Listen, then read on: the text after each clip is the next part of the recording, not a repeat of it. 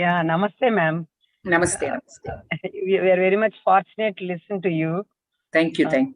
It's a great event, but today's children are not having that ear to listen to this classical thing. What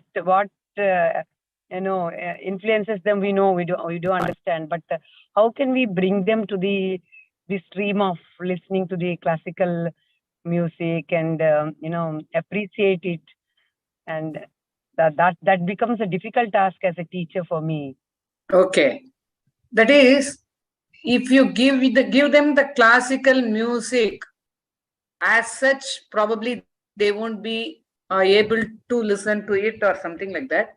But from the initial stages, it should be started at the initial stages of learning. Probably when they are 6 or 7, if you introduce them to simple songs, even not for learning, but for listening, probably bhajans and something like that. Along with, probably they might start singing initially. After that, if we give them the proper training, probably they'll have the ears. The oral sense is actually missing in today's children. I also feel the same that. But the problem is we don't give them proper insight into any of the classical form. Because children feel that classical forms are very complicated and they cannot listen to it. But even if it is a rhythm is complicated in a film song, if they repeatedly hear those songs, they are able to repeat that. How is it possible? Because of listening only. We have to make them listen. That actually, I agree with you that it's a difficult job. To make them listen itself is a difficult job, but we have to put some efforts. Probably 1 hour in a week, or in splits. Probably we can split it into 2 half an hour when you are in school in a week. But the listening session should be there.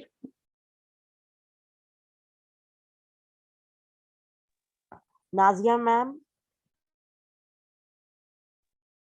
Yes, madam. Now I can unmute. Would you like to ask a question?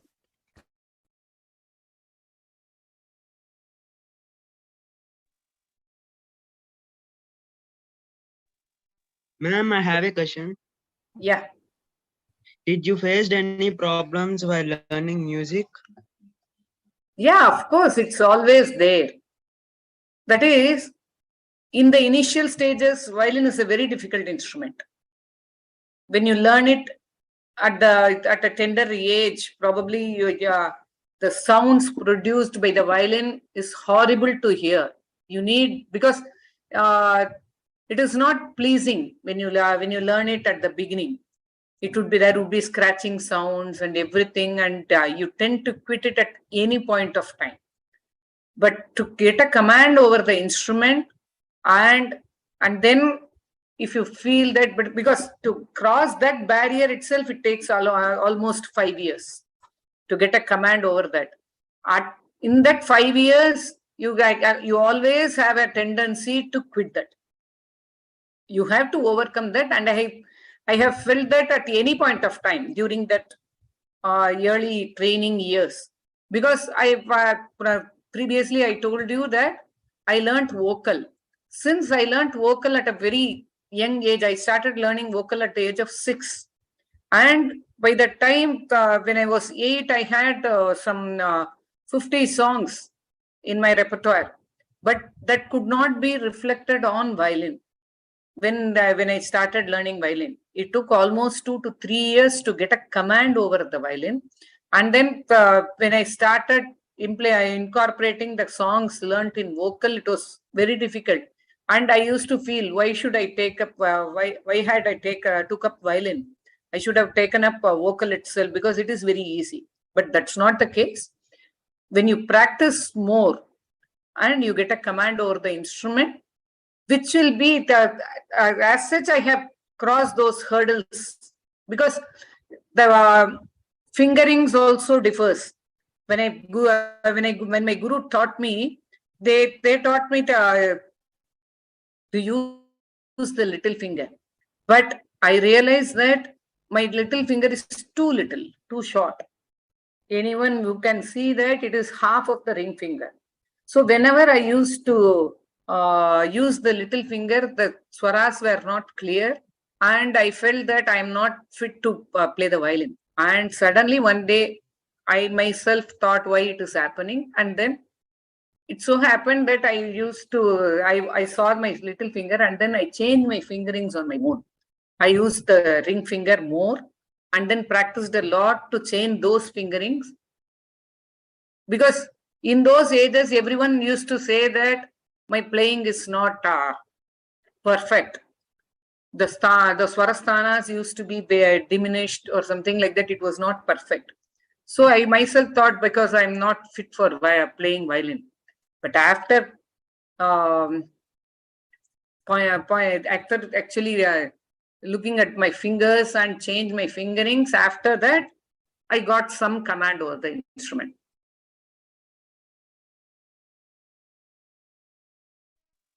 Ma'am, how many hours did you How you practice? get yourself? Yeah. Yeah, initially you have to practice, that is at least minimum 2 hours in a day. Probably you can split it into morning half an hour, morning for 1 hour and evening 1 hour. And after that, instruments you need lot of practice. At one point of time, I used to practice for 5 to 6 hours together when I was doing my UG, because I did my UG in music itself. So I used to practice for 5 to 6 hours a day continuously, and then I used to listen to other concerts for 2 to 3 hours a day.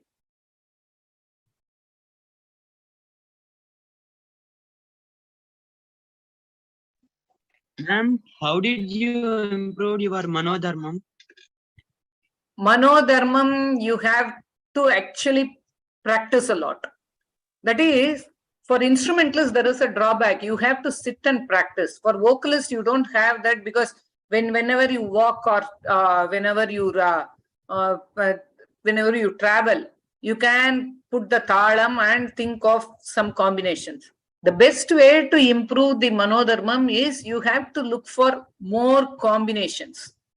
Initially, the Kalpana Swaras, you have to look for more combinations. How to end that? That should be first. You have to ensure the ending. And then how many, you have to fix in some swaras in the beginning to end those notes. After that, you start doing that. But I feel that singing is very mandatory for any instrumentalist. We have to sing it because you have the talam in your hand when you sing. So I used to do like that. You have to look for combinations. After that, you can do the alapana by doing many. That is, when you get used to that fingerings and all that, you can consider practice as 40%, listening contributes 60%. Because only when you listen, you can absorb some kind of music which can be interpreted immediately on the violin or even vocal. So listening makes a great role. Listening plays an important role in your manodharma.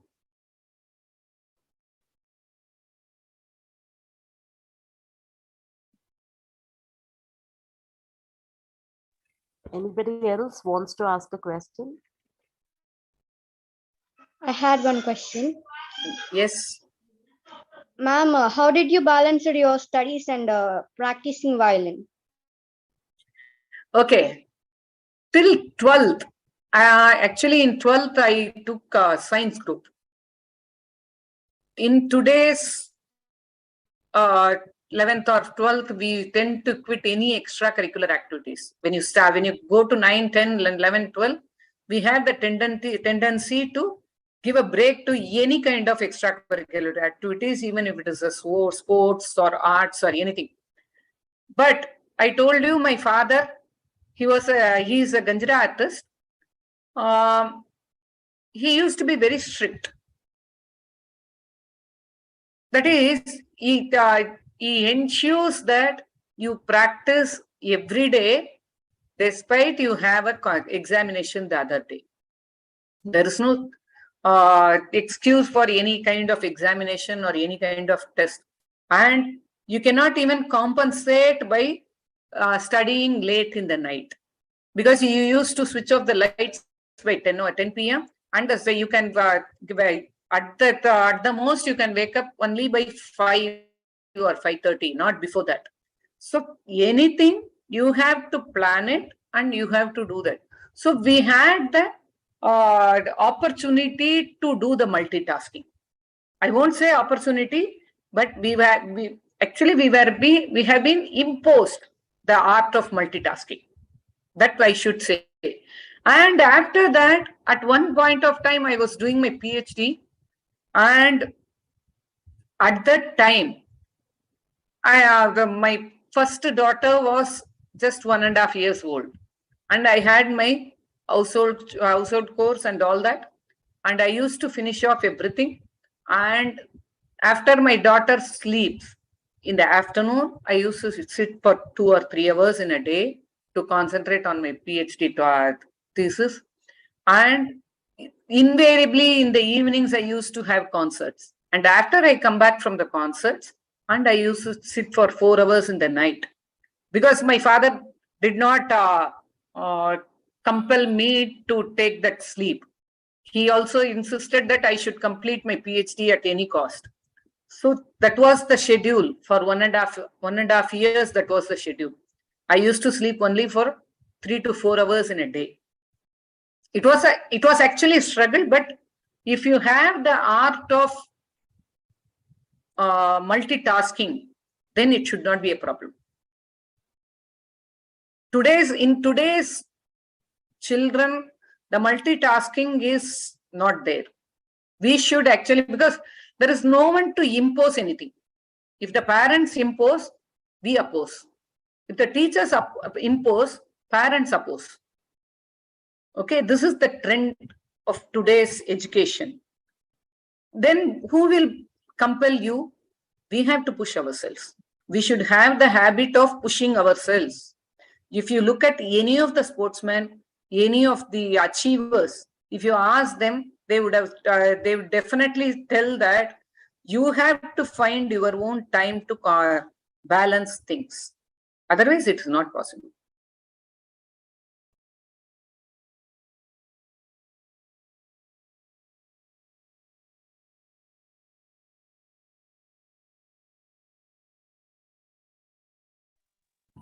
So I think there are no more questions. Okay, Neha has a question. Go ahead. Yeah. Ma'am, what inspires you to be a great musician?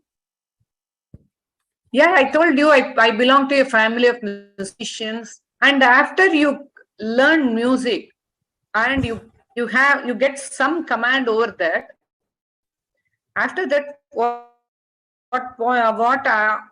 makes you to pursue more is the one. Yeah, I can say that one point is appreciation from others, and being an accompanist, when you get appreciation from the vocalist, that you grasp things very quickly. So you are under the compulsion that you have to do it more. And if you receive one award, or if you receive anything, that actually it pushes you more. Nowadays, we look for any appreciation from others. Not only that, we should actually have an habit of appreciating ourselves or something like that.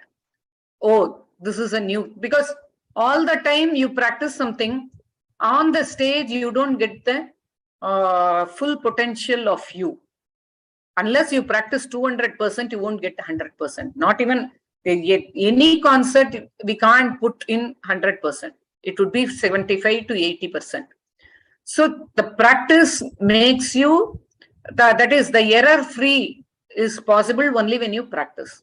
So the practice gives you, in some concerts, you feel that, today I have got a new sangadi. Today I have got a new phrase. Today I played better.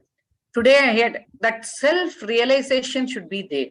Self-realization is the most important thing. You take it as an inspiration.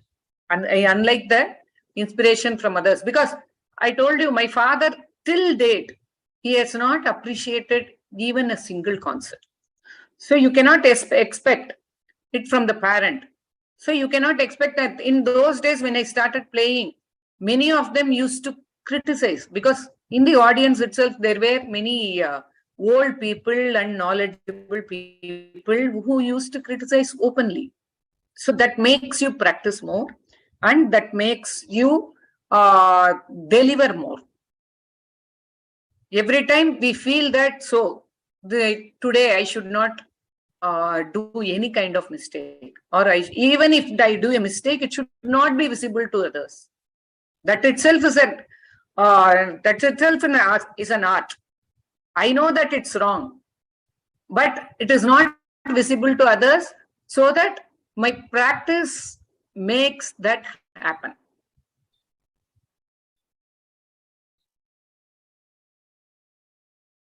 Thank you, ma'am.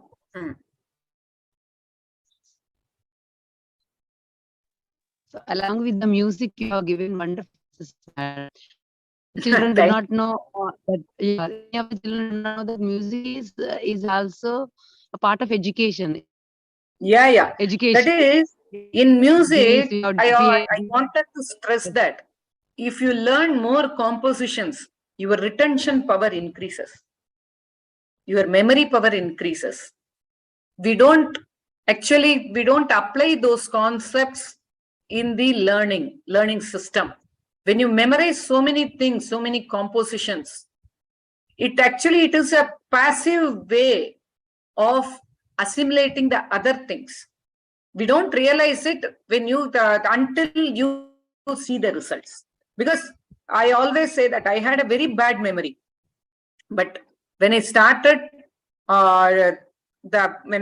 accompanying at a professional level, my memory power increased, and it got, the application was also on other principles of life. Even now, I'm known to be a very what do you call memory king. Many of my friends call me a memory king, but I wonder, because I had a very bad memory in my school days.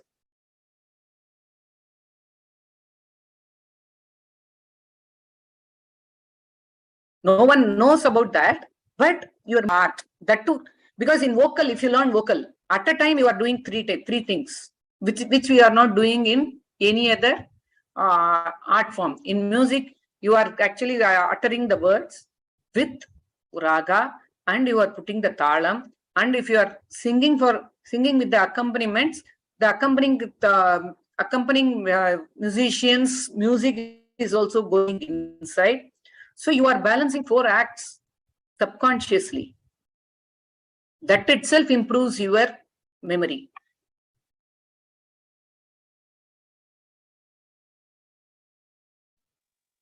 Actually, math and What do you Sorry, do Anjali. what do you do when you feel very down? I sit quietly. I don't do anything.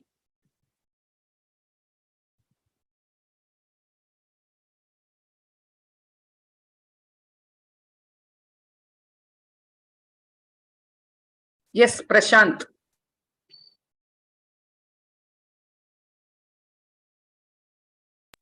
Somebody has to unmute him as Najia. Please unmute him. Okay, madam. Let me check. Prashant V.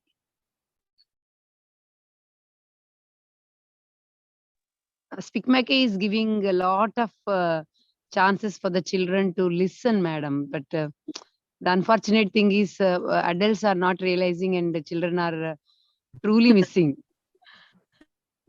Yeah. Madam, good evening, That is, madam. good evening. Good evening, ma'am. Madam, if anyone asked what advice to give for upcoming musicians, what will you? Upcoming musicians. That is, true learning should be there. Without any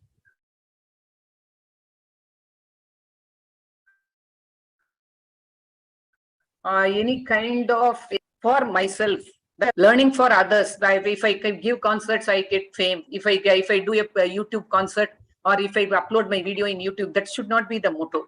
Learning music for myself, that should be the first thing. And regular practice. We have heard it so much. Practice makes a man perfect. But practice. And don't worry about any kind of results. Probably it might sound like a philosophy, but that is the true thing. Because music, when you learn music for 10 years, that is, if you learn it properly with total dedication, that music is going to be there with you for lifetime. Even when you learn it 10 years, if you live for 60 years or 70 years, it is going to be there for 50 years. You can't expect the result at your when you start learning at 10, and you can't expect the results at the age of 20. Probably the reaping time would be different. But if you learn it sincerely, and if you are learning properly, because the guru plays an important role, and we should have ultimate faith in our guru.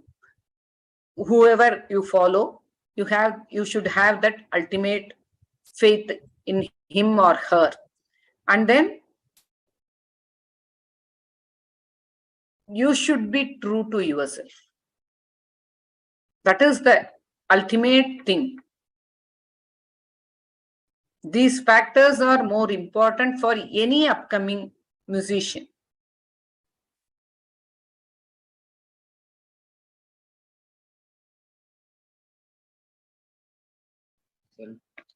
Ma'am, could you please give some practice tips?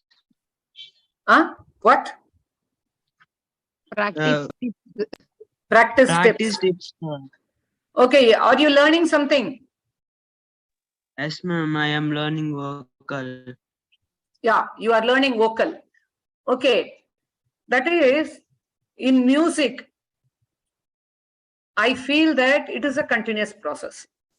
Okay, when we do first standard, second standard, third standard, fourth standard, the basics of maths does not change. Likewise, the basics of music, like the swaravalis and everything, what you learn at the beginning, should be practiced every day. Sarli Varsai, Janta Varsai, Tatu Varsai, Alankaram, and any other Varisais, Hechustai Varisai. All these have to be practiced every day in the morning. And apart from that, if you are, this is the beginning level. If you have learned it at the age of, like if you have learned only the Maya Malagolai, you should practice the Varisais in Maya Malagolai in 3 speeds. You have the metronome and all that.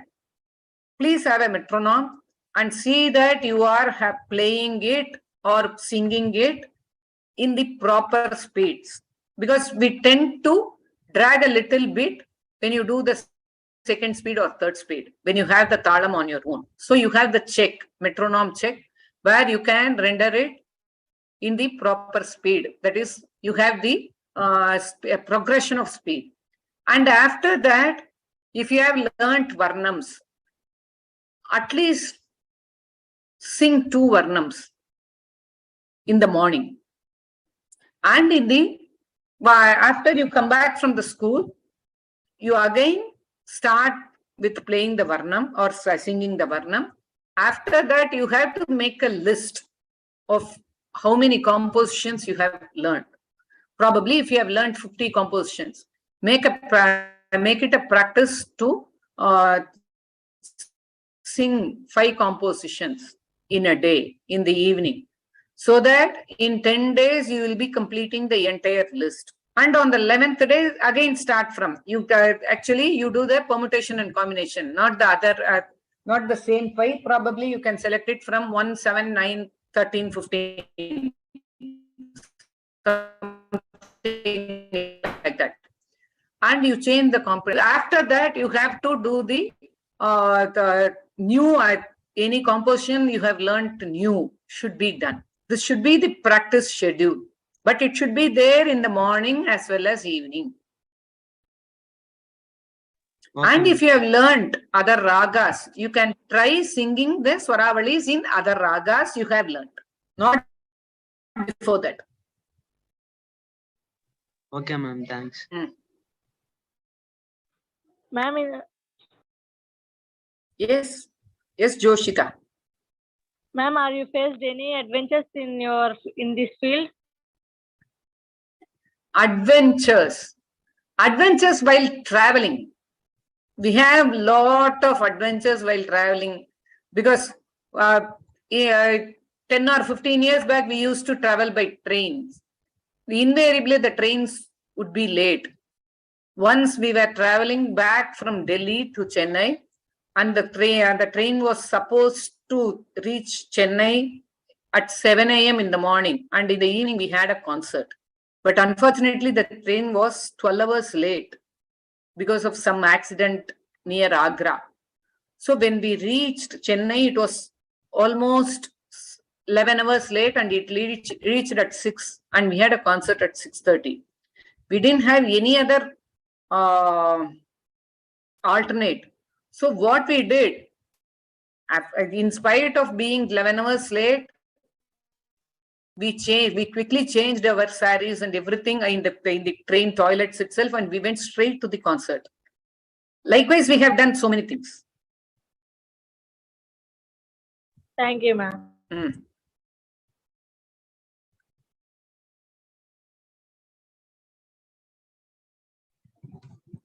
Madam, I see. Yeah.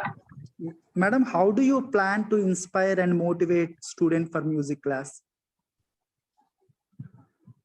Plan to inspire. That is, there are 2 categories of students in music class. That is, one has some musical background where if they sing wrong, their parents or someone else in the house, they actually correct them. Most of them do not have this background. What I ask them is, you cannot expect anyone to be at house to correct you all the time. What we can do is, you have to record your own music and listen to that. And that is probably, if I have learned one varnam and the students are not practicing and say that I'm not getting that, how will you make them practice? Probably we can make them sing and record it. After recording it, we can say that we can tell them that if you practice for another 5 days, you will definitely see a change on the 6th day. And when you record it on the 6th day, you will definitely see a change. When you sing it continuously for 5 days, that might be a way out. And for music students who have taken up music, because I teach at the university, most of them lack confidence, because they do because most of them would have taken up at the UG level only, music at the UG level only. They feel that they are not competent enough. For them, I tell them, this makes, that is the recording of any composition they sing. Probably at the beginning it might be in parts, Pallavi, Anupallavi or something like that. And after that they have to do it continuously, and